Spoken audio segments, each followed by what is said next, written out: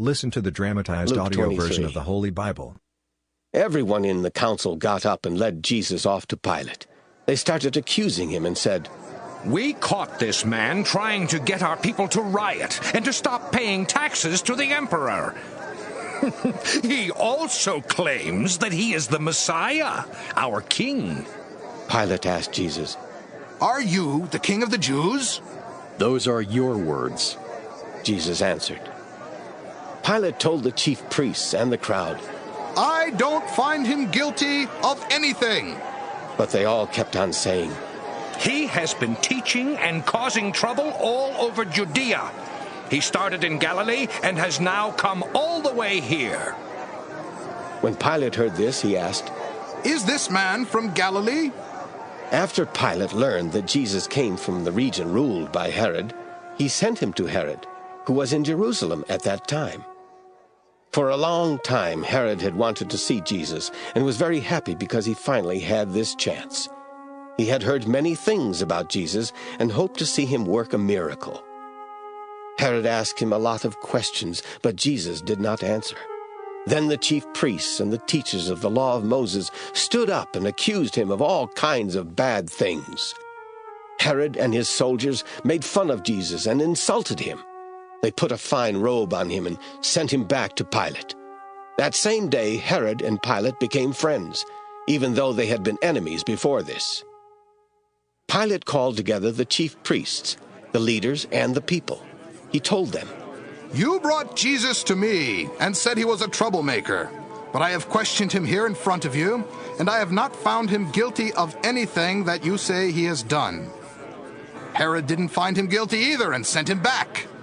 This man doesn't deserve to be put to death. I will just have him beaten with a whip and set free." but the whole crowd shouted, "Kill Jesus! Give us Barabas!" Now Barabas was in jail because he had started a riot in the city and had murdered someone. Pilate wanted to set Jesus free, so he spoke again to the crowds, but they kept shouting, "Nail him to a cross! Nail him to a cross!" Pilate spoke to them a third time. "But what crime has he done? I have not found him guilty of anything for which he should be put to death. I will have him beaten with a whip and set free." The people kept on shouting as loud as they could for Jesus to be put to death. Finally, Pilate gave in. He freed the man who was in jail for rioting and murder, because he was the one the crowd wanted to be set free. Then Pilate handed Jesus over for them to do what they wanted with him. As Jesus was being led away, some soldiers grabbed hold of a man from Cyrene named Simon. He was coming in from the fields, but they put the cross on him and made him carry it behind Jesus. A large crowd was following Jesus, and in the crowd a lot of women were crying and weeping for him. Jesus turned to the women and said, "Women of Jerusalem, don't cry for me. Cry for yourselves and for your children. Someday people will say, women who never had children are really fortunate. At that time, everyone will say to the mountains, 'Fall on us.' They will say to the hills, 'Hide us.' If this can happen when the wood is green, what do you think will happen when it is dry?" 2 criminals were led out to be put to death with Jesus. When the soldiers came to the place called the Skull, they nailed Jesus to a cross. They also nailed the 2 criminals to crosses, one on each side of Jesus. Jesus said, "Father, forgive these people.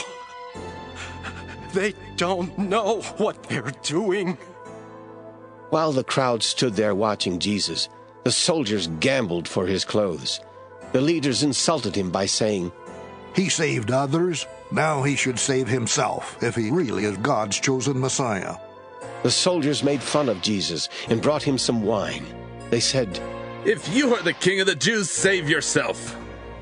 Above him was a sign that said, "This is the King of the Jews."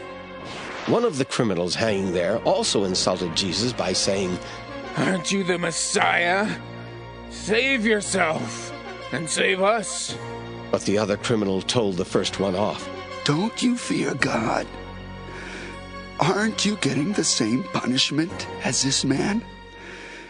We got what was coming to us, but he didn't do anything wrong. Then he said to Jesus, Remember me when you come into power. Jesus replied, I promise that today you will be with me in paradise. Around noon, the sky turned dark and stayed that way until the middle of the afternoon. The sun stopped shining, and the curtain in the temple split down the middle. Jesus shouted, Father, I put myself in your hands.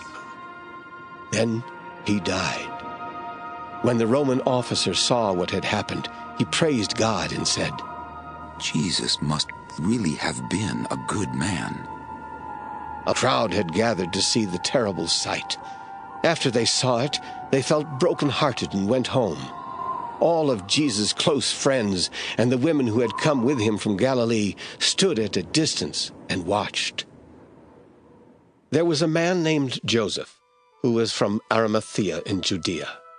Joseph was a good and honest man, and he was eager for God's kingdom to come. He was also a member of the Jewish council, but he did not agree with what they had decided. Joseph went to Pilate and asked for Jesus' body. He took the body down from the cross and wrapped it in fine cloth. Then he put it in a tomb that had been cut out of solid rock and had never been used. It was Friday, and the Sabbath was about to begin.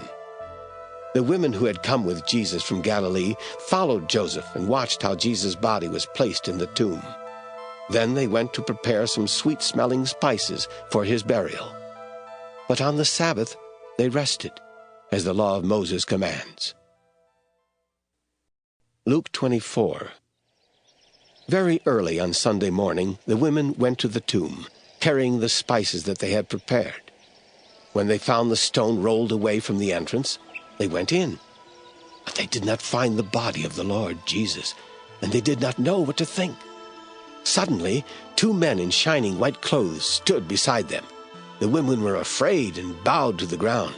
But the men said, Why are you looking in the place of the dead for someone who is alive?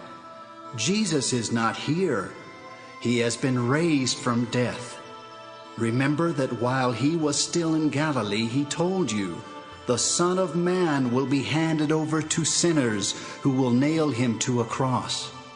But 3 days later he will rise to life. Then they remembered what Jesus had said. Mary Magdalene, Joanna, Mary, the mother of James, and some other women were the ones who had gone to the tomb. When they returned, they told the 11 apostles and the others what had happened. The apostles thought it was all nonsense, and they would not believe.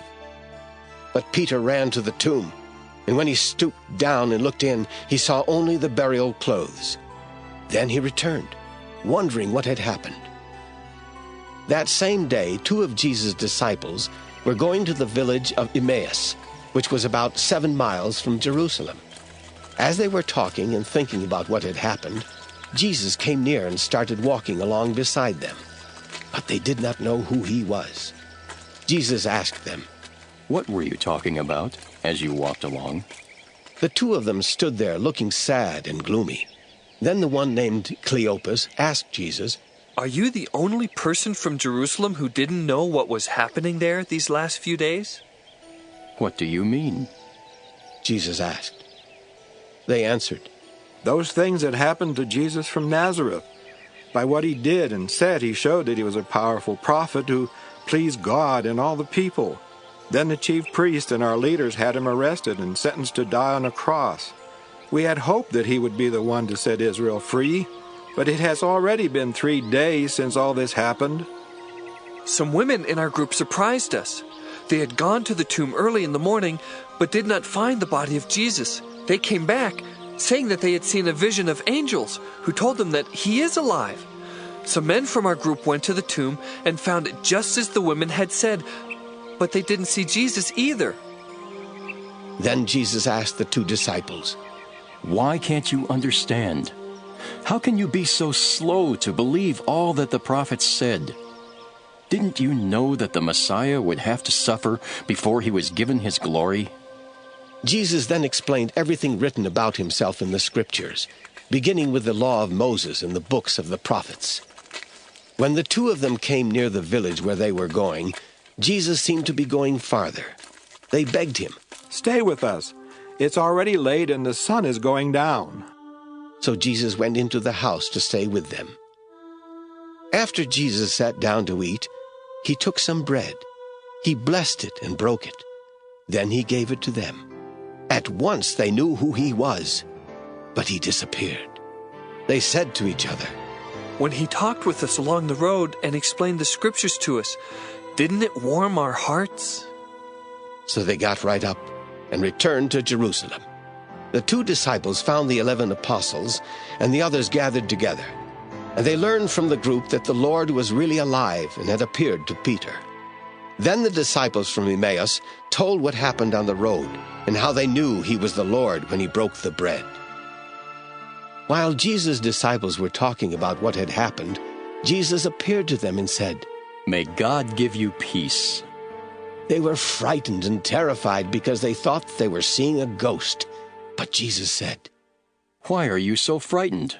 Why do you doubt? Look at my hands and my feet and see who I am. Touch me and find out for yourselves. Ghosts don't have flesh and bones, as you see I have." After Jesus said this, he showed them his hands and his feet. The disciples were so glad and amazed that they could not believe it. Jesus then asked them, "Do you have something to eat?" They gave him a piece of baked fish. He took it and ate it as they watched.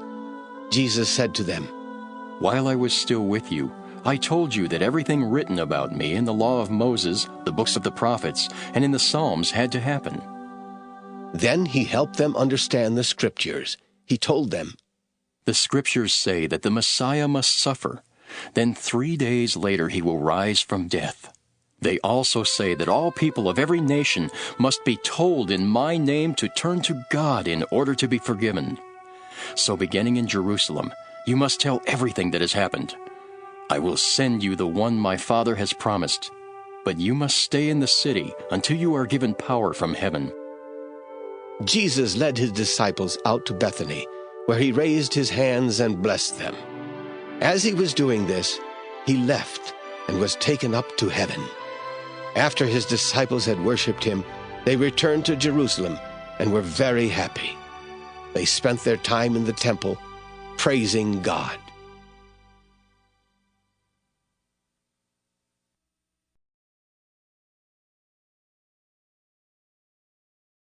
Like and share this to your families and friends.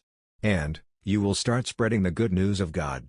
If you like this video, don't forget to subscribe and click the notification button for daily video upload.